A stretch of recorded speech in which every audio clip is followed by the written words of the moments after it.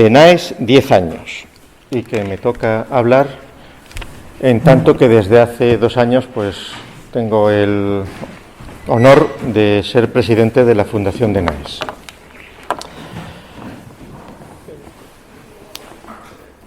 Voy a hacer un breve repaso de lo que ha sido la Fundación de NAES en estos 10 años, muy breve, porque la mayor parte de quienes están aquí pues ya conocen esa trayectoria, pero como también hay personas que se incorporan por primera vez a estos cursos, pues para que tengan un poco de idea y el contexto en el cual hace 10 años se instituyó esta organización.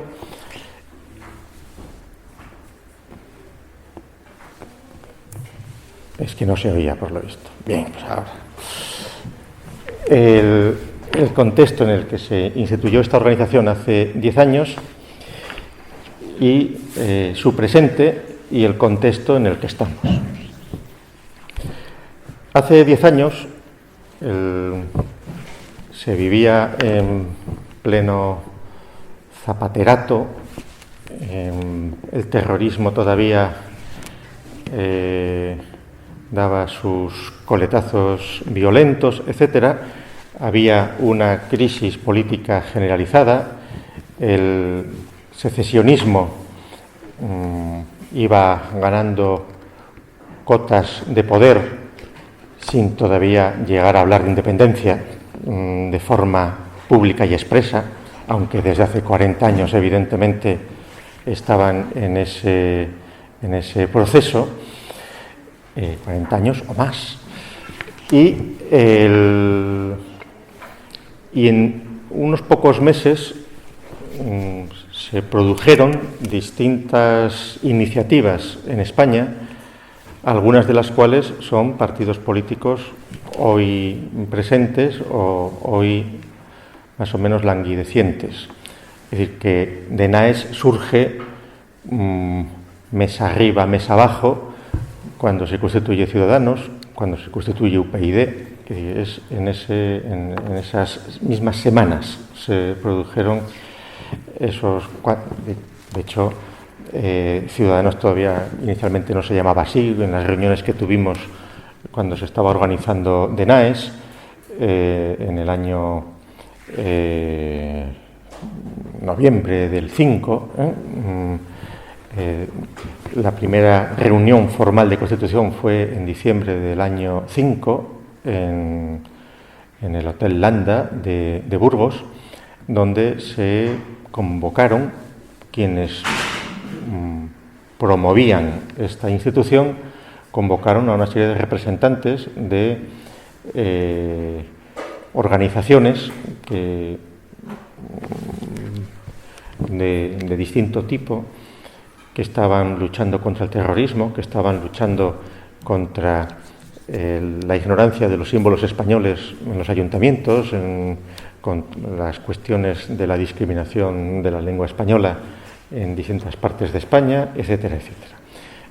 Esa reunión del Hotel Landa dio lugar a la idea de constituir una fundación. Cuando se hizo la reunión, lo único que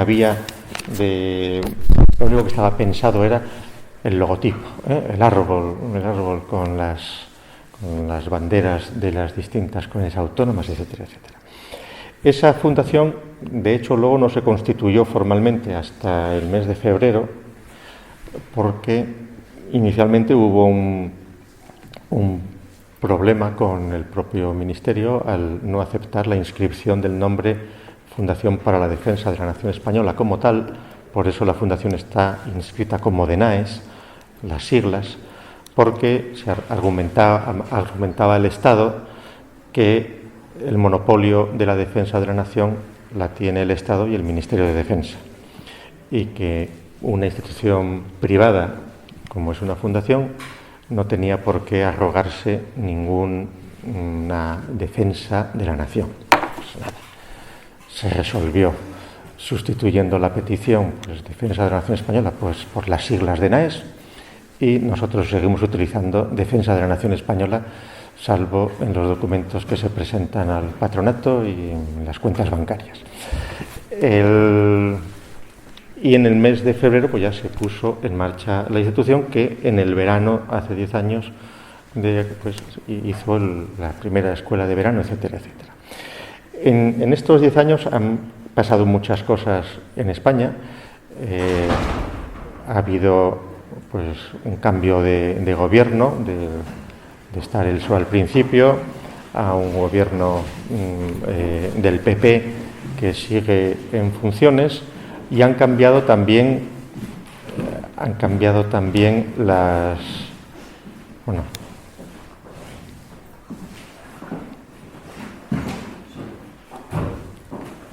en el programa, en el acto de presentación, figuraba también Ricardo Garrudo, vicepresidente de la Fundación, pero el tráfico y las motos le impidieron llegar.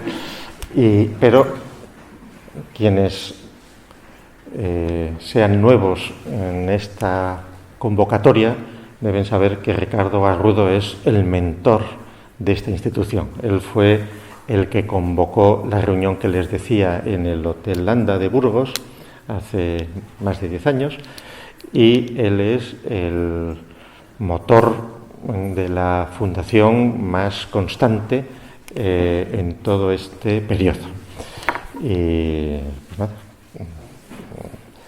no podía faltar. Bien, aunque esperemos que su afición a las motos reciente no determinen que nos vaya a faltar él cualquier día, porque es jugar con fuego. Pero bueno, bien, animando. Bueno, entonces les decía que en estos 10 años ha cambiado el panorama político nacional, pero sobre todo ha cambiado, yo diría, en un sentido de clarificación de cuál es la situación real de la nación española, y fundamentalmente de las fuerzas que están propugnando la ruptura de la nación española, la secesión de partes de la nación española. Que si hace 10 años, cuando a los partidos secesionistas se les decía que buscaban la independencia, pues lo negaban, pero ahora ya no lo niegan. Es decir, que se han hecho referéndums pidiendo que se decida, etcétera, etcétera, etcétera. Y, por supuesto, pues acontecimientos como el Brexit hace unos días redundan en las esperanzas que algunos tienen de emanciparse de España, o no, porque está por ver cómo se resuelve todo. Hombre, en el corto plazo, seguramente la cuestión del Brexit ha frenado un poco también ciertas ínfulas y ciertas rapideces, porque lo curioso, y esto es algo que comentaremos inmediatamente, lo curioso del panorama en el que estamos es que el mito de Europa y la confianza en Europa sigue primando con todo su vigor, y ese seguramente es uno de los asuntos más importantes a tener en cuenta a la hora de hablar de la nación española 10 años después de cuando nos constituimos.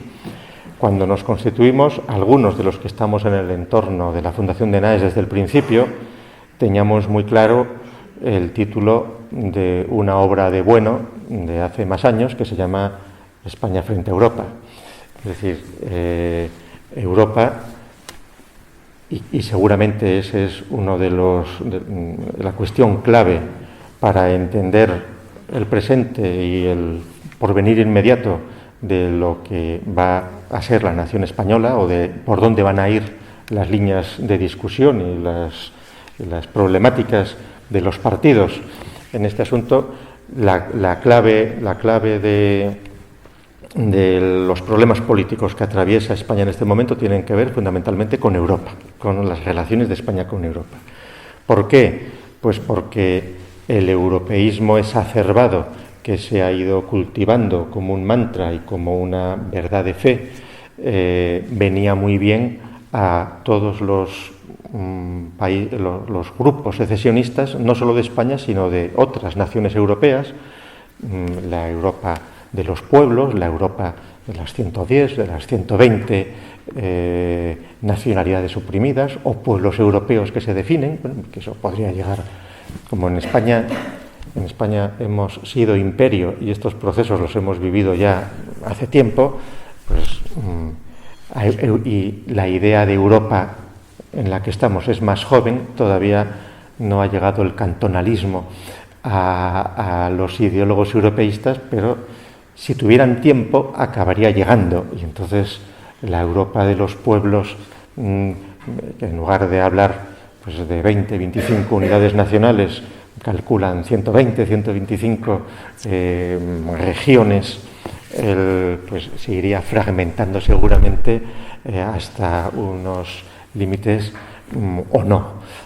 porque evidentemente hay algunas naciones europeas que tienen bastante más claro que la unidad nacional es importante para ellas. El día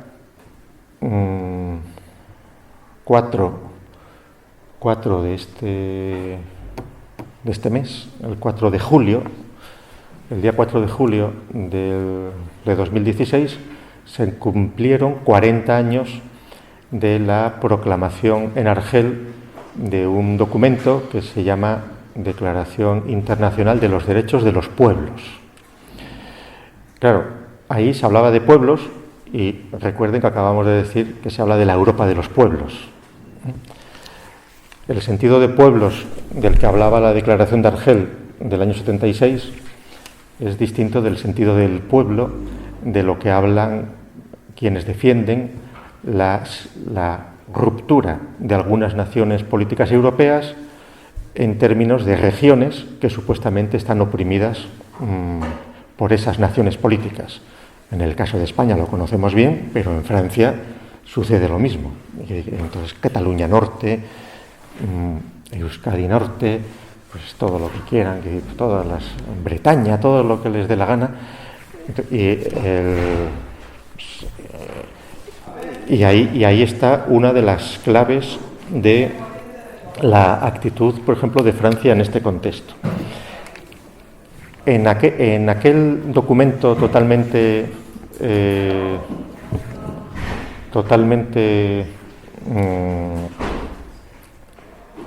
coyuntural que se aprobó hace 40 años en Argel, claro, dense cuenta que hace 40 años, en el 76, todavía faltaban 15 años para que se descompusiera la Unión Soviética. Es decir, era una reunión, aquella que se hizo en Argel hace 40 años, que estaba todavía en el contexto de la Guerra Fría.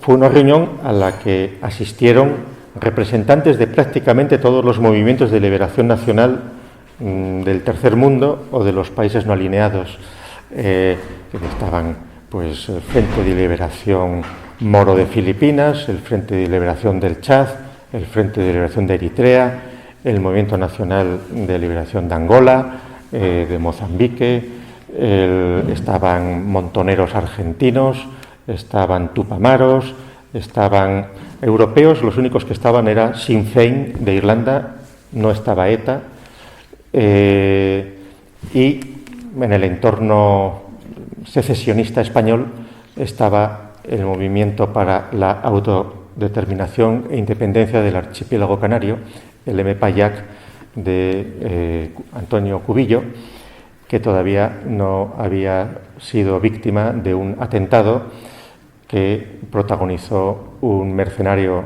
que era asturiano, por cierto, probablemente inducido por algún servicio de seguridad del Estado y que le dejó tullido, que fue un mercenario torpe, como los que suelen encargar el Estado en España para estas cosas, porque Cubillo resistió y, si les digo la verdad, no sé si sigue vivo o no, pero durante mucho tiempo siguió liderando el MPAYAC, que, ojo, quienes recuerden aquello y quienes escucharan en los años 70 Radio Argel, recordarían unas escenas donde los que escuchábamos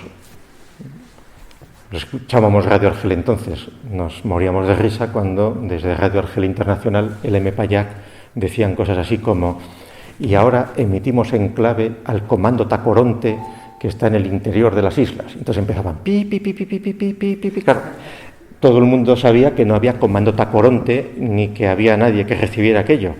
Pero, y yo esto se lo cuento en primera persona porque yo estuve en aquel encuentro de Argel hace 40 años, soy uno de los firmantes de aquella declaración, en aquel momento invitado por el Frente Polisario, en un debate de Radio Argel Internacional al cual me invitaron, yo era algo más joven que ahora,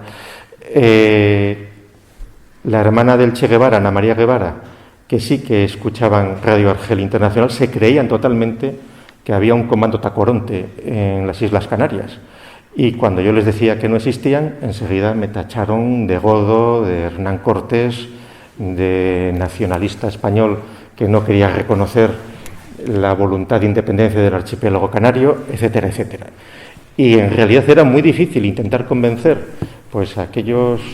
Esta señora estaba exiliada en Italia con su pareja Federico, eran líderes montoneros, y era muy difícil convencerles de que aquello era un camelo total, de un movimiento superestructura de los que financiaba Argel. Argel era el máximo del progresismo entonces, es decir, si uno iba diciendo que era el movimiento de autodeterminación de las batuecas, le ponían una hora en Radio Internacional y le daban una sede y mantenían al líder por si acaso, y esa era la situación entonces. Ahora, a lo que les voy. En aquel documento había un artículo o 3 artículos que decían: ninguna nación democráticamente constituida, o sea, ningún pueblo podrá argumentar su voluntad de independencia dentro de naciones democráticamente constituidas. Claro, era una contradicción total. Es decir, se estaba suponiendo que aquella declaración servía para terminar con los retazos que quedaban de neocoloniales en aquellos momentos, en África, sobre todo en África,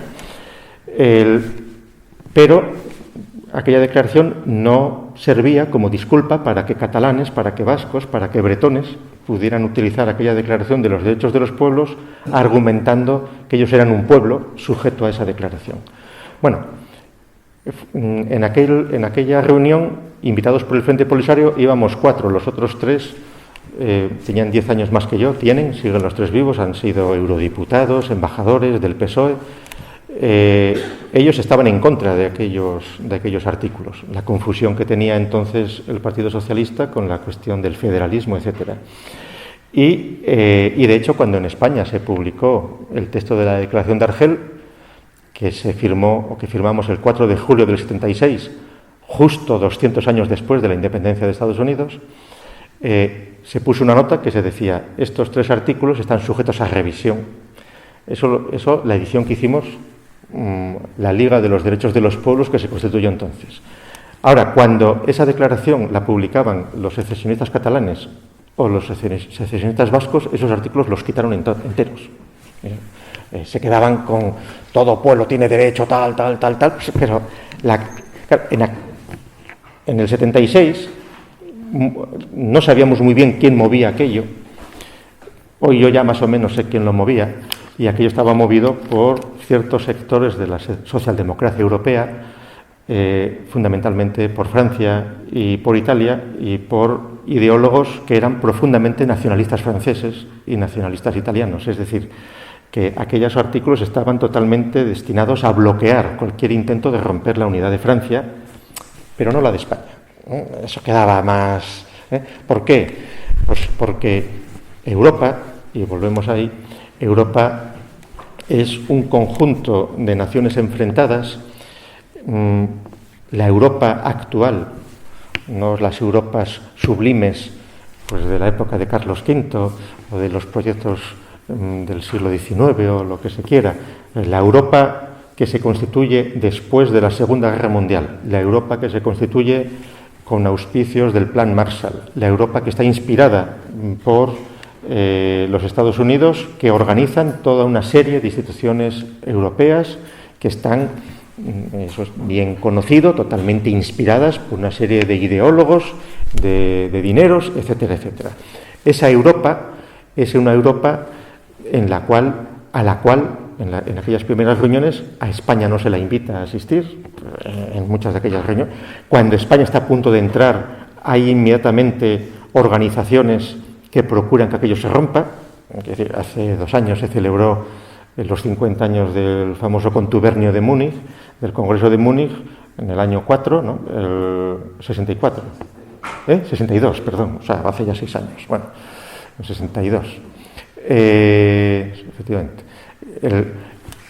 Cuando el famoso contubernio de Múnich, que se celebró en el 62, el 50 aniversario, como el momento en el cual todas las fuerzas democráticas antifranquistas se reúnen para Europa. No. Es decir, aquello estuvo movido por el Congreso para la Libertad de la Cultura, auspiciado directamente por la CIA, y lo que se buscaba allí era frenar precisamente la entrada de España en los organismos europeos, que ya estaba totalmente pactada por el régimen después del plan de estabilización. Ahí lo que buscaban era, rompiendo el elemento económico que estaba primando en Europa entonces, fundamentalmente, introducir un elemento de falta de democracia en España, de falta de libertad de partidos, como invalidante absolutamente de que España pudiera entrar en la Unión Europea, en la Comunidad Europea en aquel momento, lo que fuera. Entonces, ahí quienes estaban... Claro, Congreso para la Libertad de la Cultura, que financió el contubernio de Múnich y que, cuando se constituyó en el año 50, no había admitido a España, pero sí que había admitido a Cataluña, a los representantes del gobierno catalán en el exilio, a los representantes del gobierno vasco en el exilio y, a partir del año 56 o algo así, a los representantes gallegos en el exilio. Ellos sí que estaban representados en esa organización auspiciada por Estados Unidos, pero no la España de Franco, que ya había entrado en la ONU, que ya estaba en la UNESCO, etcétera, etcétera. Es decir, ahí había una voluntad de impedir que España adquiriese más protagonismo. ¿Por qué? Pues porque en aquel momento no interesaba. No interesaba porque, precisamente, por ejemplo, el Congreso por la Libertad de la Cultura, que había auspiciado aquello, se había quedado con un palmo de narices cuando se había producido la Revolución Cubana, que no se lo habían olido. Es decir, ellos llevaban organizándose con un movimiento anticomunista en plena Guerra Fría. Tenían sus delegaciones en Cuba. Había estado Gorkin en La Habana varias veces. Gorkin fue Julián Gorkin, un seudónimo de un Julián Fernández o González. Había sido un funcionario de la Cominter, un funcionario de Moscú durante 7 o 8 años, luego se hizo trotskista, luego fundó en la época de la República el POUM, era uno de los dirigentes del POUM. Después de la guerra logró irse a México y en México le fichó la inteligencia militar norteamericana, antes de que existiera todavía la CIA, para escribir un libro denunciando quién había matado a Trotsky, o sea, un libro contra Stalin. Fue el que denunció que fue Ramón Mercader el heroico militante comunista que asesinó a Trotsky. Es decir, a Estados Unidos le interesaba potenciar el trotskismo y la imagen del trotskismo. ¿Por qué? Porque así engordaban al enemigo principal del estalinismo. Y de aquellos polvos, pues los lodos posteriores de toda la pululación de grupúsculos de izquierda, de extrema izquierda, de ultraextrema izquierda, todas las confusiones entre socialdemocracia, socialfascismos y todo lo que quieran en aquellos momentos y que afectaron totalmente en España en la época de la transición. Bueno, pues Julián Gorkin en Cuba habían organizado el Congreso por la Libertad de la Cultura, en Argentina habían fichado a Borges, etcétera, etcétera, frente a Neruda, por ejemplo, ejemplo, que era comunista, y entonces quiere decir que en el arte, en la cultura, en todo, que se estaban tomando posiciones propias de la Guerra Fría, y de repente se produce el fenómeno de Fidel Castro y de Sierra Maestra que no imaginaron que lo que habían calculado como un mero movimiento nacionalista cubano luego derivase, en buena medida por la torpeza del bloqueo norteamericano, en que se reconstituyese un partido comunista en Cuba, pero muy tarde, en el año 65, 66, que es cuando, distinto del partido comunista que existía en Cuba anteriormente, y todo el proceso de la Revolución Cubana que conocemos bien. Entonces, en ese contexto, el temor que había a que España pudiera tener un protagonismo mayor con Hispanoamérica es el que animaba a las potencias hegemónicas europeas, particularmente Francia, porque Alemania en aquel momento no estaba para tirar voladores, que es decir, esta era un Estado intervenido. Fundamentalmente Francia no le interesaba que España pudiera adquirir más protagonismo si sirviera de cauce efectivo, estando en las instituciones europeas en ciernes, con respecto a Hispanoamérica. Bueno, todas estas cosas nos llevan a nuestro presente, para no irme atrás, y es lo siguiente. Les decía que se sigue pensando muchos pues que Europa es la solución a la secesión, y aquí se ha amenazado, cuando los referéndums secesionistas, con que si Cataluña se independiza quedará fuera de la Unión Europea. Claro, en el caso del Brexit, la analogía es lo que sucede con Escocia y con su referéndum. Entonces, a ver, es, por una parte da alas, pero por otra parte, el momento actual con el Brexit, y además con la circunstancia de que creo que ayer mismo fue cuando Teresa Brasier, que es ahora la primer ministro inglesa, solo que bueno, ella era nacida Teresa Brasier, pero como allí la hembra humana pierde el apellido cuando se casa con un varón, se casó con el señor Mayo y bueno, pero porque discriminan a la mujer en los países no católicos, y entonces eso pasa. Entonces, pues esta señora, la tal Teresa Mayo, ayer fue a ver, ella es anglicana, oxoniense, y ayer fue a ver a su papisa para rendirle pleitesía a la jefa de la Iglesia de Inglaterra, que es Isabel II. Su título exacto es Defensora de la Fe. Es decir, Inglaterra es una anomalía en el contexto de los países europeos, porque diríamos está en el antiguo régimen. En Inglaterra, bueno, en España, en el antiguo régimen, el rey nunca fue el jefe de la Iglesia. Pero, claro, con la Reforma Protestante, Enrique VIII empezó a ser el jefe de la Iglesia, y desde ahí, sin perder un momento, hasta Isabel II. Les digo que es buena noticia, en mi opinión, para la nación española, que la nueva primer ministro haya dicho lo de Brexit es Brexit, que haya nombrado al alcalde de Londres como ministro de Asuntos Exteriores, que haya nombrado a un ministro especial para el Brexit, que ya, aunque hay muchas campañas revolviendo el asunto, probablemente el proceso no tiene marcha atrás, porque la propia Francia y Alemania quieren que cuanto antes se vaya Inglaterra, porque sienta un precedente muy grave. Dicho de otra manera, ¿qué sucede? Pues que, en mi opinión, la Unión Europea está tocada de muerte, de una manera mucho mayor de la que se quiere entender.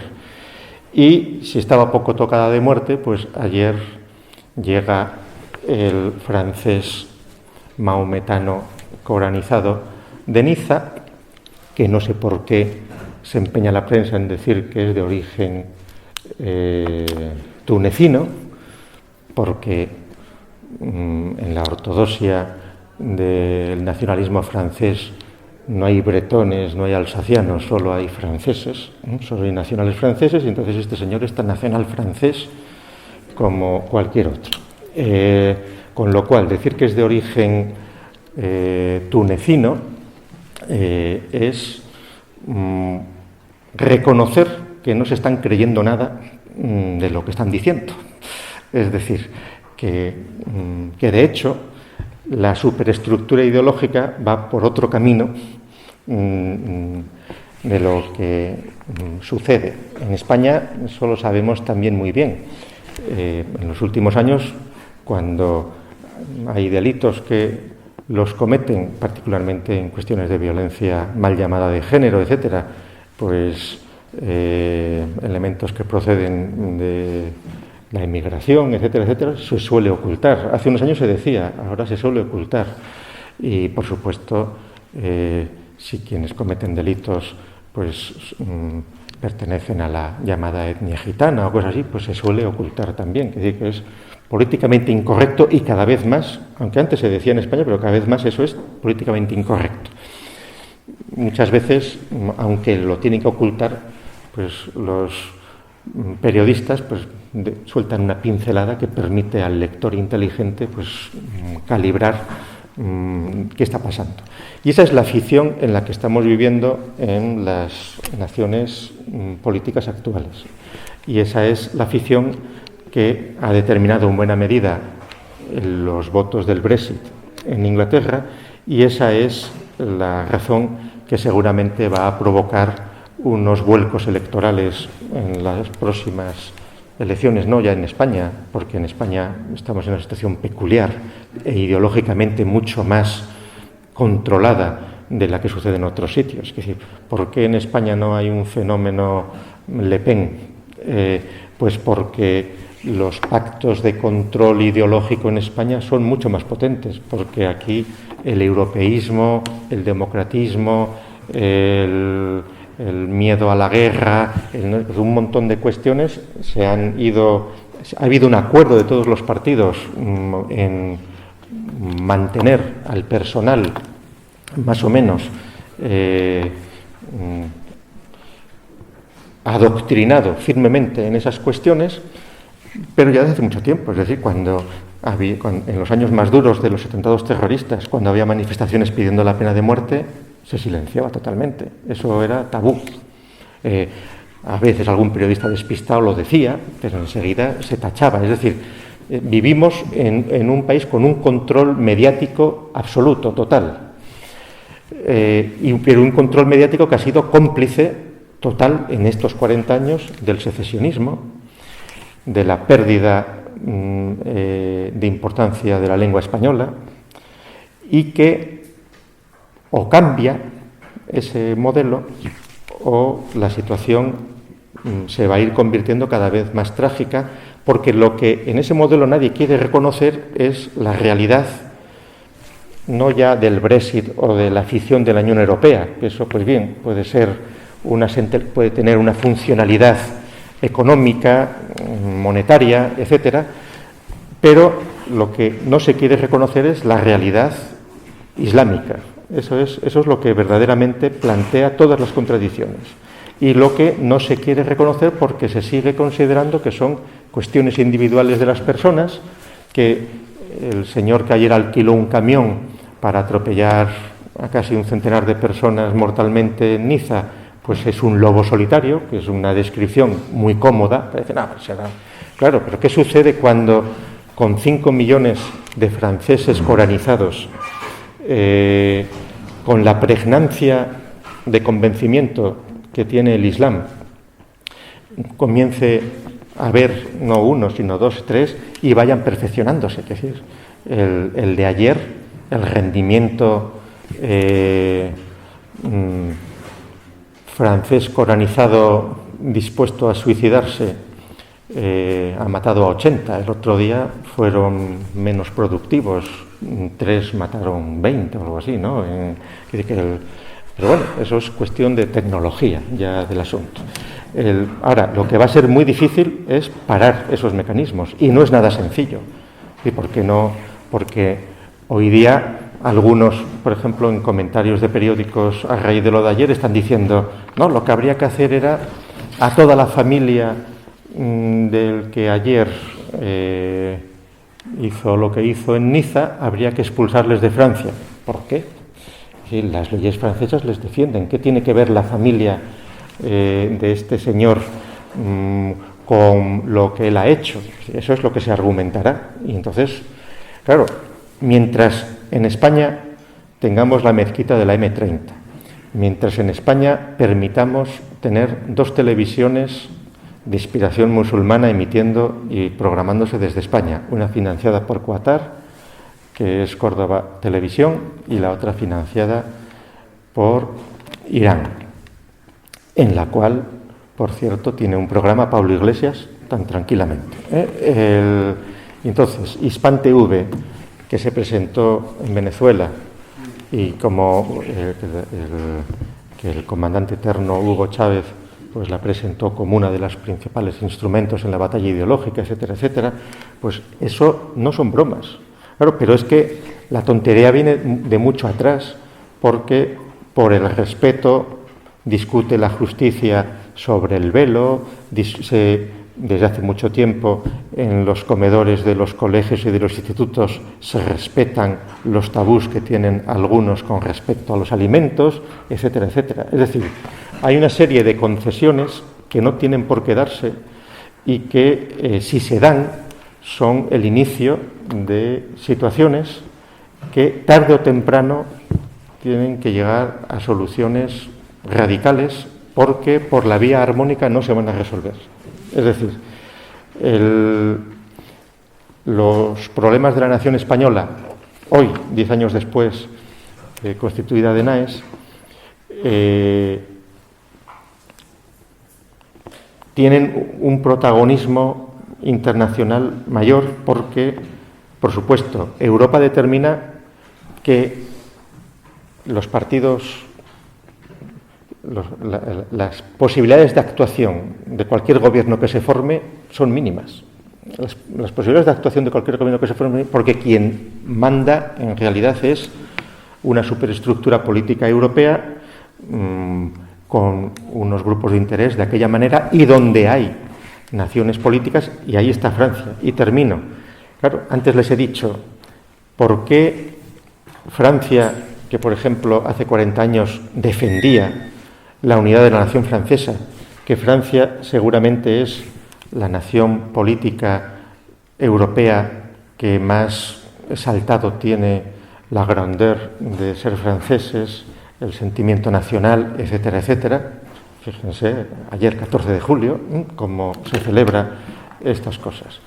¿Por qué Francia, sin embargo, está siendo la principal víctima de la actividad islámica, yihadista, en nuestros días? Pues porque los franceses, en su ingenuidad ideológica, se creyeron efectivamente lo de la libertad, la igualdad y la fraternidad. Es decir, ellos cayeron en el fundamentalismo de la ideología que envolvía el proceso de constitución de la nación francesa, y se creyeron de verdad que, formando en la ilustración de la igualdad, de la libertad y de la fraternidad, en el anticlericalismo, etcétera, etcétera, anticlericalismo que supuso que y matanzas claro, cuando se habla, ayer dice, ¿no?, qué barbaridad, celebrando el 14 de julio que nos pase esto, pero hombre, se ve que han olvidado la historia de la Revolución Francesa. El 14 de julio fue el inicio del terror más absoluto y de las deportaciones verticales en el Sena, en el Loira. Se lo recuerdo en un minuto, que tengo que acabar ya. El anticlericalismo de los revolucionarios franceses en el año 2 de la Revolución fue tal que decidieron que los clérigos eran enemigos de la Revolución, porque no defendían la lengua francesa como unitaria, sino que se entendían en los patois con su grey, que no hablaban francés, muchos, que hablaban los patois, que hablaban los dialectos que se hablaban en Francia, antes de que se impusiera el francés como lengua nacional obligatoria, como se impuso el sistema métrico decimal de forma obligatoria, del cual, por suerte, los ingleses ya se van a liberar y ya comienzan tiendas en Inglaterra a vender en galones y a contar en libras y en pulgadas y en lo que les dé la gana, ya liberándose del napoleónico sistema métrico decimal. Pues les digo, en aquel momento los revolucionarios franceses del 14 de julio entienden con razón que el clero es un elemento reaccionario porque está de acuerdo con los pueblos, son los que entienden los patois, en los dialectos, y los que están transformando los mensajes revolucionarios en algo falso. Primera solución que deciden: hay que deportar a los clérigos. ¿Pero dónde los deportamos? ¿A España? Pues no, porque entonces engordan todavía el antiguo régimen español. ¿Dónde los deportamos? No los van a querer en ningún sitio. Entonces se inventaron las deportaciones verticales. Se llenaba una barcaza de sacerdotes y de monjas y en el río Loira se le ponía en la mitad, se rompía la barcaza y se producía el ahogamiento muy rápido de hasta, se calcula, unos 5.000 monjas y sacerdotes. Algunas monjas las obligaban a un matrimonio previo con los sacerdotes, les ataban para que tuvieran un matrimonio previo. Un anticlericalismo salvaje de hace, que lo celebran, que existió después del 14 de julio, que ayer se celebró, pero que es muy parecido al anticlericalismo que respiran hoy algunos majaderos podemitas y parecido, que pocos se atreven a ir en plan bravucón, en lugar de, pues qué sé yo, a una capilla de la Universidad Complutense, a la mezquita de la M30. Ahí ya se asustan, porque si van a la mezquita de la M30 seguramente no salen. Pero bien, entonces, en este contexto, el panorama español es distinto del francés. ¿Y por qué? Pues porque los franceses de verdad se creyeron que iban a poder sustituir a España en la cristianización del norte de África. Se empeñaron en controlar Marruecos, en controlar Túnez, en controlar Argelia, porque creyeron que con la libertad, la igualdad y la fraternidad les iban a hacer ciudadanos de la nación política, y no tuvieron inconveniente en que hubiera 5 millones de franceses coranizados. Claro, ¿por qué? Porque en el fondo calcularon mal la importancia de la religión, y la importancia de la religión es mucho mayor. Y sobre todo, si esa religión es el Islam, es mucho mayor. Los dominicos fracasaron totalmente en el intento de convertir a los musulmanes en la Edad Media española.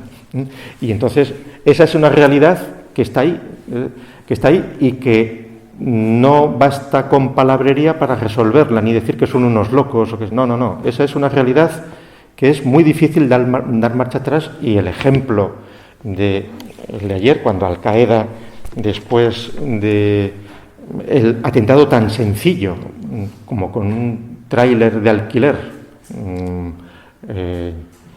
andar 2 kilómetros pillando a personas, Al-Qaeda enseguida dijo: golpe con mano de hierro sin compasión a los apóstatas, porque somos apóstatas y porque apóstatas nos veían cuando empezó la Reconquista, y vinieron no porque fueran malos, sino para salvarnos de nuestra confusión trinitaria, etcétera, etcétera. Esta es la realidad en la que estamos, y porque en España esas cosas no nos las creemos.